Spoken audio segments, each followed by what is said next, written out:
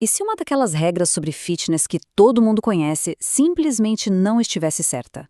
Pois é, vamos investigar isso a fundo. Essa continha aqui parece familiar, né? 220 menos a idade igual à sua frequência cardíaca máxima. É a fórmula que, olha, quase todo mundo já usou ou ouviu falar. Mas a pergunta é, será que ela funciona mesmo? Por décadas, essa fórmula 220 menos a idade foi o padrão. Era aquele jeito rápido e fácil que todo mundo usava, desde o atleta de fim de semana até treinadores, para ter uma ideia do limite do esforço. A popularidade dela faz todo sentido. É super fácil de calcular na hora e te dá um número para começar a pensar nas zonas de treinamento. Só que, sabe como é, conveniência às vezes tem um preço. E nesse caso, o preço pode ser o seu rendimento. Para responder a essa pergunta de vez, uma pesquisa recente resolveu colocar essa regra à prova. E não foi um estudo qualquer, não. Eles analisaram dados da vida real, de milhares de atletas super dedicados. Vamos só ter uma noção da escala disso aqui. 4.375 atletas de resistência. Esse número gigante dá um peso enorme para os resultados, sabe? Mostra que não é só um caso isolado. E não estamos falando de um único esporte, o que é bem legal. O estudo pegou uma galera super variada: ciclistas, corredores, triatletas, remadores. Isso faz com que as descobertas sejam importantes para praticamente qualquer pessoa que leva o treino a sério. Agora, uma parte muito interessante é como eles mediram essa frequência cardíaca máxima. Não foi num laboratório, todo certinho. Eles usaram o valor mais alto que os próprios atletas registraram no mundo real, sabe? Dando o máximo de si num treino ou numa competição. É o mais próximo possível da realidade. E aí, chegamos no grande resultado dessa análise. Depois de comparar os dados reais com o que a fórmula previa, a conclusão foi, assim, bem direta.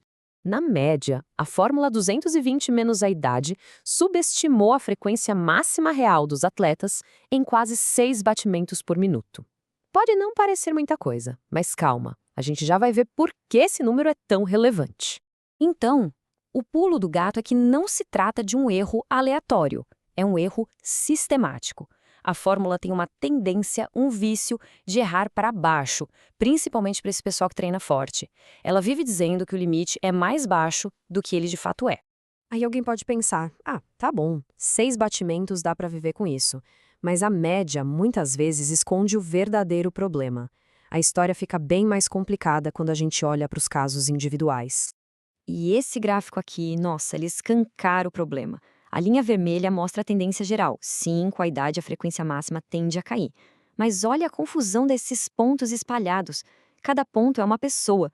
Se a gente pegar qualquer idade, tipo 40 anos, tem gente com a máxima perto de 200 e outros perto de 160. Essa variação é tão grande que uma fórmula única, uma linha reta, simplesmente não consegue representar a realidade de cada um. Agora, o golpe de misericórdia. Esse gráfico mostra o tamanho do erro da fórmula. As barrinhas verdes no meio são os acertos, onde a fórmula passou perto. Mas olha o tanto de gente nas barras laranja e vermelha. Para um número enorme de atletas, a fórmula errou por mais de 10 ou até 15 batimentos por minuto. Isso, na prática, muda o treino da água para o vinho. Ok, a fórmula é imprecisa. E aí? Porque isso é um problema de verdade para quem leva o treino a sério. É agora que a gente vai ver como esse errinho pode estar sabotando os resultados de muita gente. Vamos deixar a coisa bem concreta. Imagina que a fórmula diz que a sua máxima é 180, mas na verdade é 186.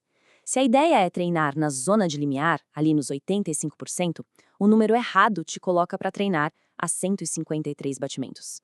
O número real te colocaria a 158. Essa diferença transforma o que deveria ser um treino super intenso num esforço só moderado. O resultado disso, no fim das contas, é que a pessoa pode estar sabotando o próprio progresso sem saber. Treinar nas zonas erradas significa dar o estímulo errado para o corpo. E isso leva a adaptações mais lentas, a uma percepção errada do esforço e lá na frente a um desempenho abaixo do que poderia ser no dia da competição. Então, se a fórmula não serve, qual é a solução? A boa notícia é que a pesquisa não só aponta o problema, ela também mostra um caminho bem claro para encontrar o número certo. O caminho é esse. Não preciso de um laboratório caro nem nada. É só fazer um bom aquecimento, seguido de alguns tiros de esforço máximo, mas máximo mesmo. A maior frequência que aparecer no relógio durante esses tiros, esse é o seu número real, individual. É a sua FC Max de verdade. E para não sobrar nenhuma dúvida, essa aqui é a conclusão dos próprios cientistas. A mensagem é bem clara, né? Parem de usar as fórmulas como ferramenta principal. Para ter precisão no treino, o caminho recomendado é a verificação individual. E isso tudo nos deixa com uma pergunta no ar.